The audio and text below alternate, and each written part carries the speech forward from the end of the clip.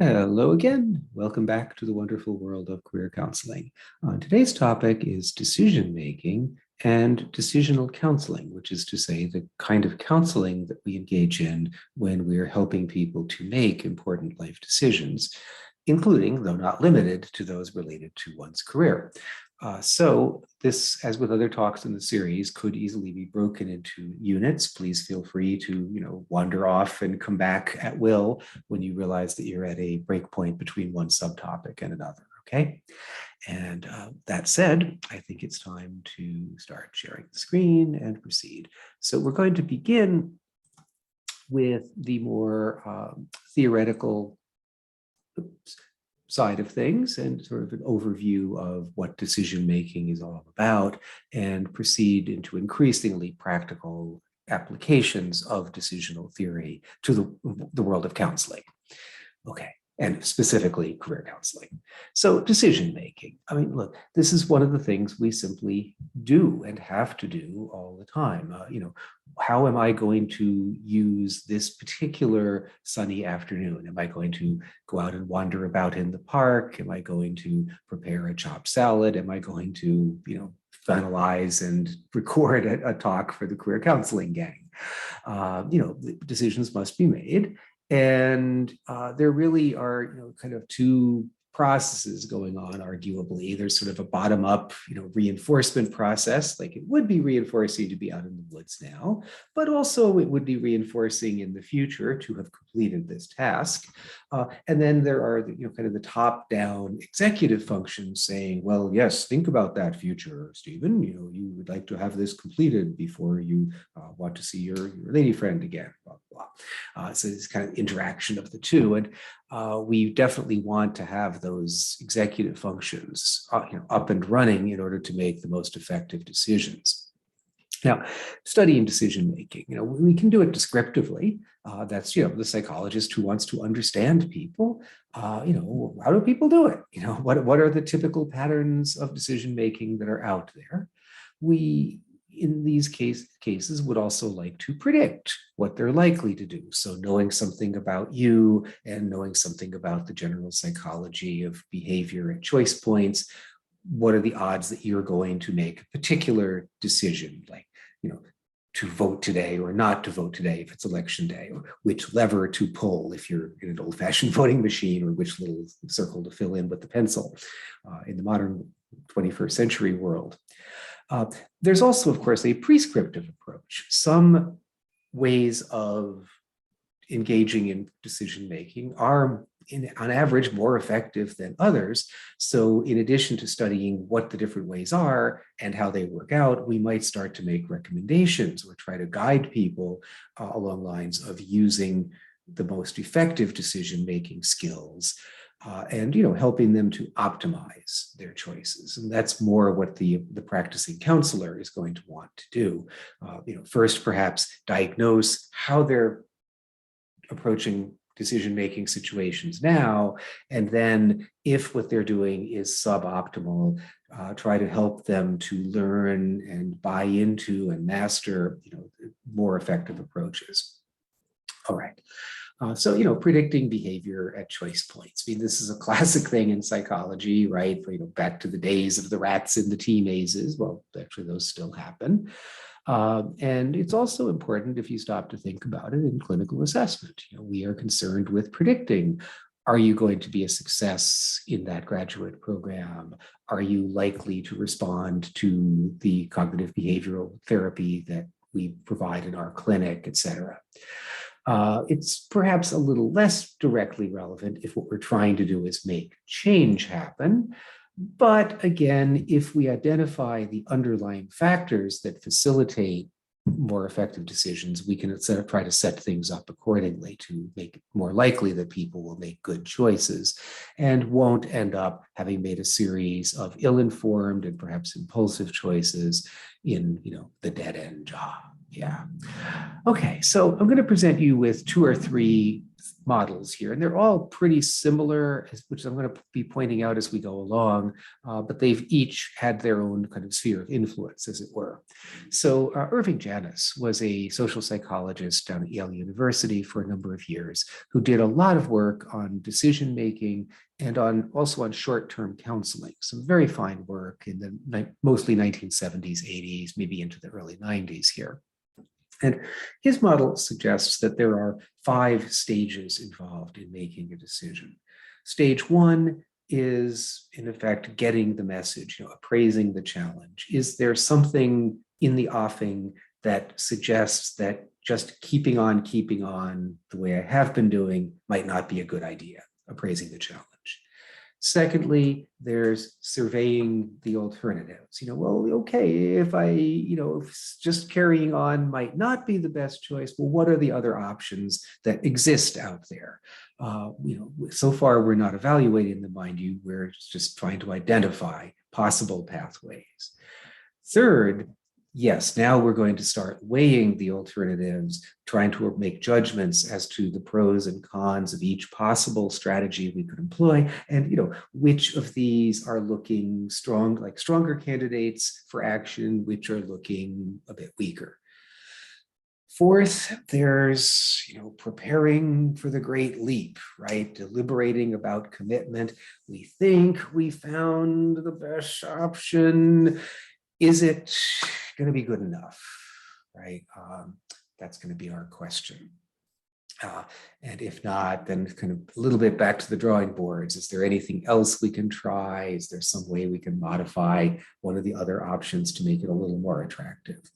And then fifth, having taken the leap, there's staying the course. Not every moment of our lives is going to be yielding positive feedback. We're not going to get reinforced every minute for every decision we make, even good ones.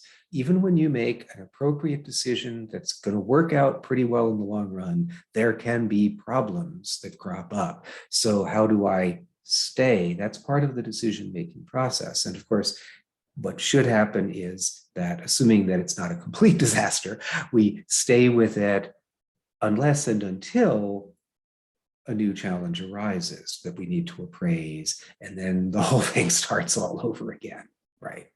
It's a very useful model. It's not the only one out there, but it's a very useful one. And so let's think for a minute then sort of diagnostically, not DSM psychiatric diagnosis, but decision-making process diagnosis. What you want to watch out for are people whose decision-making style is either going to lead them to make decisions too quickly, to close out on the process, kind of escape from the hard work of thinking and judging and leap right into something or stay with something, or alternatively, to be so anxious, so timid about taking any effective action that delay keeps happening until perhaps it's too late to take action. So the first pattern that Janis described, and this is descriptive, it's called unconflicted adherence. Kind of fancy sounding words, but the meaning's pretty straightforward. I don't see any problem with the way I'm doing things right now. I'm not willing to consider any possible threats that are out there as serious. So I'm just going to keep doing what I'm doing. And, it's a low stress world as long as disaster doesn't actually happen. Then there's unconflicted change. Here, the person has gotten the message that there's a danger, potential problem here. And their response to this is to immediately, jump for the first possible option they see, and just kind of go with that. My partner has been abusive to me, but I just met this great new gal and I'm just going to move in with her, without a whole lot of thinking about all the different possible life paths I could take. Let's say, this job stinks. Oh, guy I just met in the bar yesterday offered me a job. That's going to be a great change, boom. Again, a low stress lifestyle. And that's really what these two styles are all about, is, managing the emotional tone of life, so you don't have to experience the negative affect associated with stress. You just stay with it until it's painfully obvious that you shouldn't, and then jump out, hot foot out of there into whatever comes next. They're not very good approaches, but they do keep your, again, your emotional temperature down. The third approach is very common in counseling. This is known as defensive avoidance. And here you have people who are more fully aware. They're allowing themselves to know that there are dangers, that there are risks out there, but they're just, what Alfred Adler referred to as discouraged. They have low expectations or expectancies of finding and implementing a successful solution. So they dither about and look for more information and hesitate and delay and hit you with yes buts and what ifs and so forth, ad infinitum, ad nauseum, frankly. Fourth, you have the hypervigilance pattern, and these folks have gotten the memo. They know there is danger in every possible direction, and they believe, okay, they might think there could be a way out of it, but there's no time. It's panic. I can't do anything. I have to do it right away, whatever it is right now. Oh my God. And they're pacing around in a frantic state. You do encounter those in counseling, but only at moments of crisis, fortunately, because they kind of put us all back up into crisis mode. I think my own stress level goes up as I just think about it. Fifth and lastly, there's vigilance, which in this case is referring to an awareness that there are risks, both with the status quo and with possible changes, that there are options out there, some better than others, that these options should be considered carefully, but action should be taken in a timely but not frenzied or rushed manner. And of course, prescriptively as counselors, that's what we're trying to get our clients to engage in, proper self-reflection, translating into appropriate and timely action. So how do I know where my client's at? Well, actually, there are simple questions you can ask. Almost word for word, right? The first question I would be asking of myself is, are the risks serious if I don't change? That is, if I do not, say, modify my approach to teaching, is there anything likely to go seriously wrong? If my answer to that is no, again, it's very low stress. I just keep doing what I always did. I'm in unconflicted adherence mode. The trouble is that I may have closed out prematurely on a real problem situation. Whereas if my answer had been, well, maybe, or yeah, there is, then I would be moving on thinking, all right, then I need to consider the possibility of making some changes here. And the second question is, are the risks serious if I do change? And again, if my answer is no, that's premature closure time, right? I'm going into unconflicted change. I'm just going to leap on the next thing that comes along. And again, low stress, that's good, but low likelihood of ending up in a good place, that's bad. Whereas what you're looking for is an answer that's more along the lines of yes, or perhaps, well, maybe. Okay, so now we know there are real risks either way. Third, is it realistic to hope for a better solution? Again, yes, we're going to proceed accordingly. Good job. No, then we're going into defensive avoidance mode. Again, this is a high stress place to be. It's exactly where a lot of your clients are going to be, especially the ones who are coming in of their own volition. They're in a bit of a lather about things. They know things aren't right the way they are, but they're just not convinced that they can make it better. They're hoping you can save them somehow. Finally, if there have been yeses so far, is there enough time to consider and look into the options? And what you're hoping for is at least a maybe, better yet a yes, which means that there's the likelihood is that they will engage in an appropriate search of for possible alternatives, evaluation of those alternatives, contingency planning if this one doesn't work out or that one doesn't work out, and so forth. If the answer is no, you probably didn't get this far with the questions, or if you did, it went real fast because they're doing the panic thing, right? So if you get basically yeses or at least maybes to all of these, you're going into vigilance mode, which is not stress-free. It involves a moderate level of stress, but which does typically lead to effective action. And what you want is people who are thinking it through and moving towards some kind of effective action. Hopefully not with the same conclusions as little Marvin in the comic here, but with a similarly well thought out sort of plan. At least as long as you've got a plan, says Dan. All right.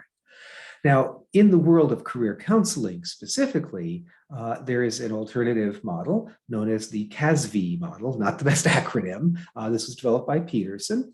And so here we have, again, a 5-step process, and they aren't identical to the 5 steps in Janis's model, but they overlap extensively. So the first step, C, is communication. That's effectively the same as getting the message, right? That that there's something problematic that suggests that you need to make some kind of a decision, whether in the end you decide to stay with what you're doing or to make a change, and if so, what change remains to come. But yes, something needs to happen. Secondly, there's analysis. And here, if you're in career counseling world, it's, who am I? What are my interests, my values, my abilities, all that stuff, and what's out there? What are the options in the world around me? And then as the process continues, we engage in the synthesis of, if I started out with very few options, broaden it a bit. If I started out with a whole lot, narrow it down. Sometimes it's a bit of both, broaden it out a bit, narrow it a bit, broaden it, narrow it, until I've got a good short list, right? These are the 2, 3, 4, 5 things I'm seriously going to consider, at which point we engage in valuing. That's like weighing the alternatives in the Janis model. So, which of these do I set a higher or a lower value upon, and which is the best, and will I then choose it? And at that point, I need to actually implement my choice, known as execution here, not like, but execute the choice. And that's really, in a way, falls in between Janis's, deliberating about commitment and adhering, because having executed or implemented your choice, you basically stay with it, knowing you've made a good choice, unless and until you get a new message suggesting that what you're doing now needs to be changed in turn.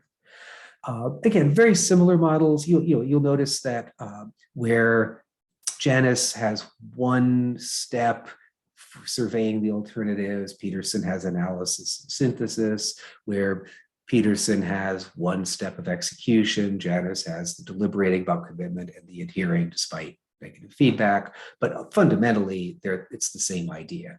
Hey, something's wrong, something's going on here. Oh, wow, what can I do about it?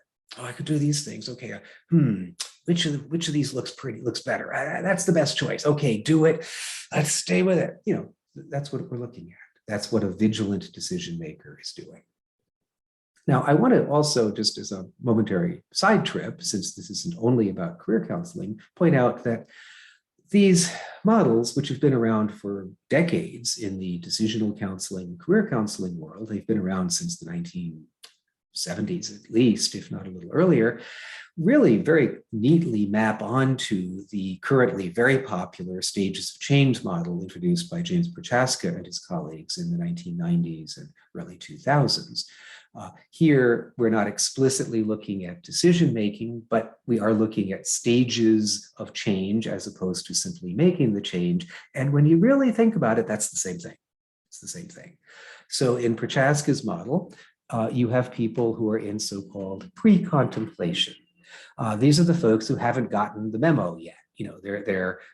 They haven't yet in CASVI's model, received the communication, right? In Janis's model, they're still in unconflicted adherence. There's no recognition that there's a problem with the way they're doing things now, no understanding that there might be a need to change. Then there's contemplation, and that's a stage where people are aware that there is something problematic going on. Typically in Prochaska's research and that of other people working in this line, these are people who are figuring, yep, I really ought to make some changes, probably sometime in the next year. They're not thinking about the next month, but they are thinking about the next year or so. And sometimes that keeps getting pushed back, right, month by month.